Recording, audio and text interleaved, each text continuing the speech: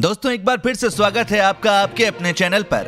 चलिए शुरुआत करते हैं देश और दुनिया की 10 बड़ी खबरों के साथ। तो तैयार हो जाइए हमारे साथ आज की बड़ी खबरों को जानने के लिए। दोस्तों बात करें देश भर में कोरोना मरीजों की तो पिछले 24 घंटे में कोविड-19 के 50,200 नए मामले सामने आए हैं।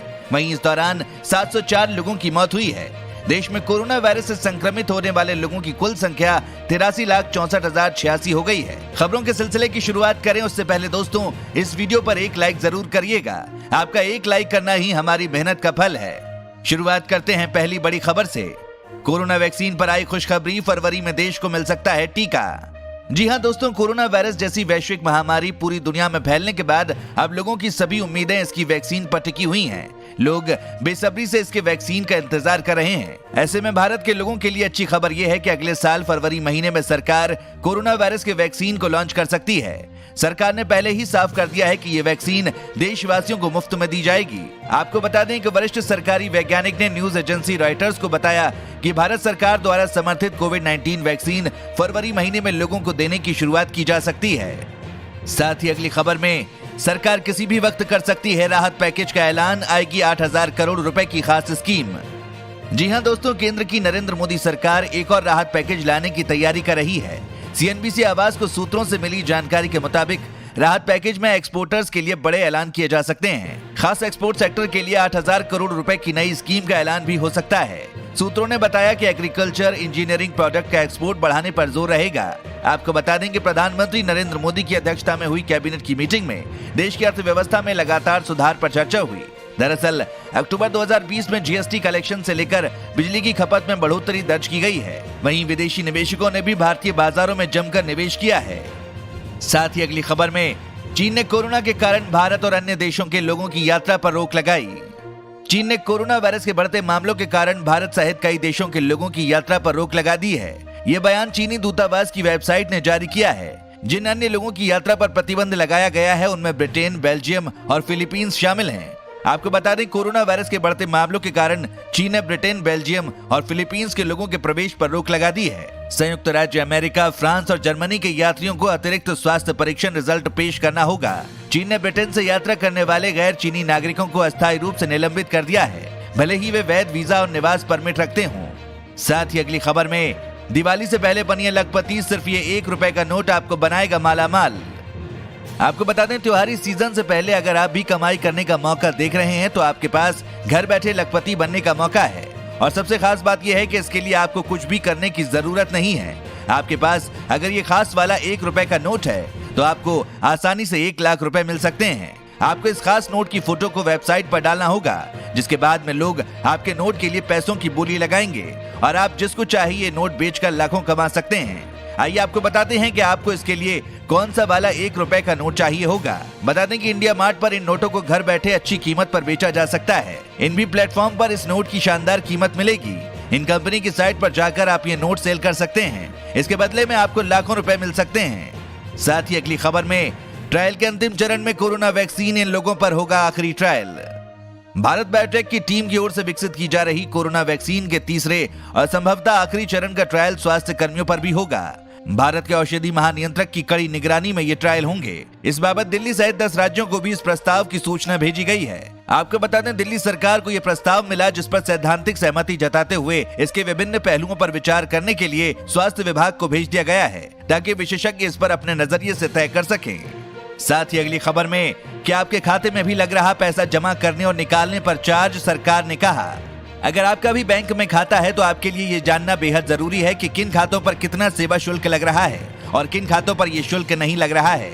माईगोव हिंदी ने बैंकों की तरफ से सेवा शुल्क को लेकर ट्वीट किया है। इसमें सेवा शुल्क की तथ्यात्मक स्थिति के बारे में जानकारी दी गई है। बैंक ऑफ बड़ौदा ने 1 नवंबर से कुछ खातों पर यह शुल्क लगाना शुरू किया है। आपको बता दें बैंक ने साफ कहा है कि basic savings bank deposit, financial inclusive accounts पर कोई सर्विस चार्ज नहीं है।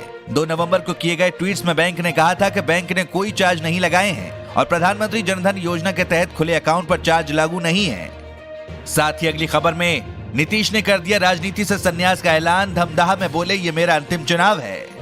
दोस्तों आपको बता दें बिहार विधानसभा चुनाव के तीसरे चरण का मतदान 7 नवंबर को होना है, जबकि सभी राजनीतिक दल मतदाताओं को अपने पक्ष में करने के लिए जमकर प्रचार कर रहे हैं। इस बीच बिहार के मुख्यमंत्री और जेडीयू के राष्ट्रीय अध्यक्ष नीतीश कुमार ने धमदाहा में रैली के दौरान राजनीति से संन्यास का ऐलान कर दिया है। उन्होंने कहा कि बिहार विधानसभा चुनाव 2020 मेरा अंतिम चुनाव होगा। इसके अलावा बिहार के मुख्यमंत्री नीतीश कुमार ने धमदाहा में रैली में जनता से कहा कि आप जान लीजिए, आज तीसरे चरण के प्रचार का आखिरी दिन है। अब परसों चुनाव है और ये मेरा अंतिम चुनाव है। अंत भला तो सब भला। अब आप बताइए, वोट दीजिएगा ना इनको? हम इन्हें जीत की माला समर्पित कर दें। बहुत बहुत धन्यवाद। साथ ही अगली खबर में बढ़ते प्रदूषण पर केजरीवाल सरकार का फैसला, दिल्ली में नहीं जलेंगे पटाखे। दिल्ली में बढ़ते प्रदूषण के बीच केजरीवाल सरकार ने अहम फैसला लिया है। दिल्ली सरकार ने पटाखे जलाने पर पूरी तरह से रोक लगा दी है। सरकार ने ग्रीन क्रैकर्स को भी बैन कर दिया है। इससे पहले ग्रीन क्रैकर्स जलाने की अनुमति दी गई थी। बता दें कि बढ़ते प्रदूषण और कोरोना को लेकर दिल्ली सरकार ने आज बैठक बुलाई थी। इसमें स्वास्थ्य अधिकारी और सभी डीएम भी थे। त्योहारों के कारण भीड़ और प्रदूषण के चलते कोरोना वायरस का खतरा बढ़ रहा है। दिल्ली के निजी अस्पतालों में कोविड-19 बेड रिजर्व रखने के आदेश को हाईकोर्ट द्वारा खारिज किए जाने के फैसले को सुप्रीम कोर्ट में चुनौती देने का फैसला लिया गया। दिल्ली में टारगेट टेस्टिंग भी बढ़ाने का निर्णय लिया गया है। बैठक में सबसे महत्वपूर्ण फैसला पटाखों को लेकर लिया गया। साथ ही अगली खबर में पीएम मोदी ने आखिरी चरण से पहले बिहार के लोगों को लिखा पत्र, कही ये बड़ी बातें। बिहार विधानसभा चुनाव के आखिरी चरण के पहले पीएम नरेंद्र मोदी ने बिहार वासियों के नाम पत्र लिखा है। इस पत्र को पीएम मोदी ने अपने ट्विटर पर शेयर किया है। इस पत्र में उन्होंने बिहार की जनता से एनडीए पर भरोसा करने और एनडीए की बिहार में सरकार बनाने की बात की है। आपको बता दें, पीएम मोदी ने इस खत में कहा है कि बिहार में हर वर्ग के लोग आशीर्वाद देने के लिए आ रहे हैं। ये आधुनिक बिहार की तस्वीर दिखाता है। बिहार में लोकतंत्र के महापर्व के दौरान मतदाताओं के जोश ने हम सबको और अधिक उत्साह के साथ काम करने के लिए प्रेरित किया है। साथ ही अगली खबर में 1200 रुपए सस्ता होने के बाद फिर बढ़ गए सोने के दाम, जान लीजिए नई कीमत। जी हां, आपको बता दें, वैश्विक बाजारों में तेजी के बाद आज घरेलू बाजार में भी सोना चांदी महंगा हुआ है। गुरुवार को दिल्ली सराफा बाजार में 10 ग्राम सोने का भाव 158 रुपए तक बढ़ा। इसके बाद अब नया भाव 50,980 रुपए प्रति 10 ग्राम पर पहुंच गया है। इसके पहले यानी बुधवार को पीली धातु का भाव 50,822 रुपए प्रति 10 ग्राम पर बंद हुआ था। इसके अलावा सोने की तरह चांदी की कीमतों में भी तेजी देखने को मिली। दिल्ली सराफा बाजार में आज चांदी का भाव 697 रुपए प्रति किलोग्राम चढ़कर 62,043 रुपए पर पहुंच गया। इसके पहले दिन ये 61,346 रुपए प्रति किलोग्राम पर बंद हुआ था। साथ ही भारतीय सेना में बढ़ सकती है रिटायरमेंट की उम्र, पेंशन को लेकर भी नई योजना बना रही है सरकार। जी हां, आपको बता दें, भारतीय सेना में जल्द ही बड़ा बदलाव हो सकता है। Chief of defence staff general Bipin Rawat के सामने डिपार्टमेंट ऑफ मिलिट्री अफेयर्स ने सेना के जवानों और सैन्य अफसरों की रिटायरमेंट उम्र बढ़ाने का प्रस्ताव रखा है। इसके साथ ही पेंशन को लेकर भी प्रस्ताव दिया है। डिपार्टमेंट ऑफ मिलिट्री अफेयर्स ने सेना में काम करने वाले कुशल लोगों को और अधिक समय तक सेना में बनाए रखने के लिए ये प्रस्ताव पेश किया है। आपको बता दें कि जनरल बिपिन रावत के सामने विभाग ने ये प्रस्ताव रखा है। इसके अलावा पेंशन को लेकर विभाग ने कहा कि समय से पहले सेवानिवृत्ति लेने वाले अधिकारियों की पेंशन योग्यताओं को संशोधित किया जाएगा, यानी उनकी पेंशन में कटौती की जा सकती है। साथ ही अगली खबर में चीन से भारत शिफ्ट होने लगी कंपनियां, जर्मन कंपनी ने यूपी में लगाई 2 जूता फैक्ट्रियां, हजारों लोगों को मिलेगा रोजगार। कोरोना संकट और लद्दाख सीमा विवाद को लेकर टकराव के बीच जर्मनी की फुटवेयर कंपनी वॉन वेलेक्स ने चीन को तगड़ा झटका दिया है। वॉन वेलेक्स ने चीन से अपना कारोबार समेटकर भारत में उत्तर प्रदेश के आगरा में अपनी 2 जूता बनाने की यूनिट शुरू कर दी हैं। यूपी का अपर मुख्य सचिव आलोक कुमार ने दोनों यूनिट्स का वर्चुअल उद्घाटन किया। इन यूनिट्स में 10,000 से ज्यादा लोगों को रोजगार मिलने की उम्मीद है। अभी तक 2,000 लोगों को इन यूनिट्स में रोजगार मिल चुका है।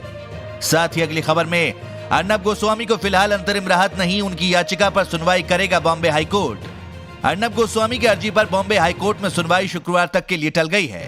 मामले की सुनवाई कल 3 बजे होगी। हाईकोर्ट ने साफ किया कि कल अर्नब गोस्वामी को अंतरिम राहत पर भी सुनवाई होगी। इससे पहले सुनवाई के दौरान अर्नब गोस्वामी के वकील आबाद पोंडा ने कहा कि मामला फिर से खोलने के बाद नई जांच शुरू करना आपराधिक कानून के तय सिद्धांतों के विपरीत है। उन्होंने अपने मुवक्किल के लिए अंतरिम राहत के लिए मांग की। साथ ही अगली खबर में सऊदी अरब ने लिया ये बड़ा फैसला, भारतीयों को होगा जमकर फायदा। सऊदी अरब ने विदेशी कामगारों के लिए अनुबंध पाबंदियों में छूट देने के लिए एक अहम फैसला लिया है। इसके तहत कामगारों को सऊदी में रहते हुए अपनी नौकरी बदलने की आजादी होगी। इसकी घोषणा सऊदी अरब के मानव संसाधन मंत्रालय ने की है। सऊदी का यह फैसला अगले साल मार्च से लागू हो जाएगा। सऊदी के मानव संसाधन मंत्रालय के उपमंत्री अब्दुल्ला बिन नासिर ने बुधवार को पत्रकारों से कहा कि अब विदेशी कामगार बिना नियोक्ता की अनुमति के सऊदी अरब छोड़कर जा सकते हैं। नियोक्ता मतलब है कि जो उनका मालिक है या जहां वो नौकरी करते हैं। नासिर ने कहा कि सऊदी ने यह फैसला श्रम बाजार को आकर्षक बनाने के लिए किया है ताकि विदेशी श्रमिकों को लुभाया जा सके। साथ ही अगली खबर में दिवाली तक घट सकते हैं आलू के रेट, मंडियों में इस भाव मिल रही सब्जी। दिवाली से पहले सब्जी खासकर आलू के रेट नीचे आ सकते हैं क्योंकि मंडी में आलू की नई फसल की आवक शुरू हो चुकी है और अगले हफ्ते से आवक बढ़ सकती है। हालांकि दाम में गिरावट की उम्मीद दिवाली के बाद ही की जा सकती है। देश की राजधानी दिल्ली स्थित आजादपुर मंडी में बुधवार को हिमाचल प्रदेश के ऊना से एक ट्रक नया आलू उतरा जो थोक में 50 रुपए किलो बिका। आपको बता दें अगले हफ्ते पंजाब के होशियारपुर से भी नया आलू बाजार में उतरने की संभावना है। हालांकि उन्होंने कहा कि आलू के दाम में गिरावट दिवाली के बाद आवक बढ़ने पर ही आ सकती है। साथ ही फर्जी वेबसाइट बनाकर 27,000 लोगों से ठगी करने वाले गिरोह का भंडाफोड़, 5 आरोपित गिरफ्तार, 49 लाख रुपए बरामद। जी हां, आपको बता दें दिल्ली पुलिस की साइबर क्राइम सेल ने फर्जी सरकारी वेबसाइट बनाकर 27,000 लोगों से ठगी करने वाले गिरोह का भंडाफोड़ करते हुए 5 लोगों को गिरफ्तार किया है। डीसीपी अनेश रॉय ने बताया कि गिरोह ने स्वास्थ्य एवं परिवार कल्याण मंत्रालय की फर्जी वेबसाइट बनाकर 13,000 से अधिक लोगों की वैकेंसी निकाली गई। पुलिस ने गिरफ्तार लोगों के पास से 49 लाख रुपए, 3 लैपटॉप और 7 सेलफोन बरामद किए हैं। जांच में वेबसाइट से जुड़ी 2 और वेबसाइट के बारे में पता चला। ये सभी सरकारी वेबसाइट नहीं है बल्कि हरियाणा के हिसार से एक गैंग वेबसाइट को चला रहा है। दोस्तों, अगर आप भी रोजाना ऐसी खबरें अपने मोबाइल पर पाना चाहते हैं तो बिना भूले नीचे दिए गए लाल रंग वाले सब्सक्राइब बटन को जरूर दबाएं, साथ ही बेल आइकन को ऑन कर लें